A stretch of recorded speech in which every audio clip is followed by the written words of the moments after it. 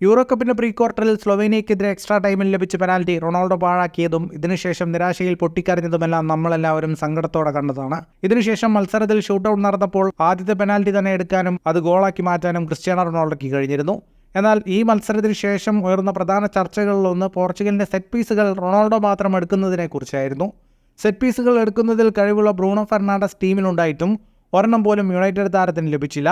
Ronaldo set പീസുകൾ പാഴാക്കിയതിനാൽ Bruno ഫെർണാണ്ടസിനെയും പരിഗണിക്കണമെന്ന് പലരും അഭിപ്രായപ്പെട്ടിരുന്നു. ഇപ്പോഴത്തെ റൊണാൾഡോയുടെ മുൻ ക്ലബ്ബായ മാഞ്ചസ്റ്റർ യുണൈറ്റഡ് ഇൻസ്റ്റഗ്രാമിൽ ഷെയർ ചെയ്ത വീഡിയോ താരത്തെ ഉന്നം വയ്ക്കുന്നതാണോ എന്ന് സംശയിച്ചാൽ അതിൽ തെറ്റൊന്നുമില്ല. റൊണാൾഡോ പെനാൽറ്റി പാഴാക്കിയത് ചൂടേറിയ ചർച്ചയായി നിൽക്കുമ്പോൾ ബ്രൂണോ ഫെർണാണ്ടസ് മാഞ്ചസ്റ്റർ യുണൈറ്റഡിന് വേണ്ടി പെനാൽറ്റികൾ എടുത്ത് ഗോളാക്കുന്ന വീഡിയോയാണ് ഷെയർ ചെയ്തത്.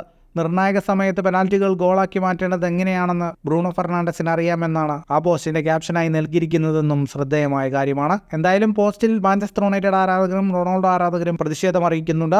മാഞ്ചസ്റ്റർ യുണൈറ്റഡിന്റെ ഇതിഹാസ താരമായ ക്രിസ്ത്യാനോ റൊണാൾഡോയെ അവമതിക്കുന്നതാണ് പോസ്റ്റ് എന്നും പേജിന്റെ അഡ്മിനെ മാറ്റണമെന്നും ആരാധകർ ആവശ്യപ്പെടുന്നുണ്ട്. ഫുട്ബോൾ ലോകത്തെ കൂടുതൽ വാർത്തകൾക്കും വിശേഷങ്ങൾക്കുമായി സ്പോർട്സ് കഫേ ഇപ്പോൾ തന്നെ സബ്സ്ക്രൈബ് ചെയ്യുക.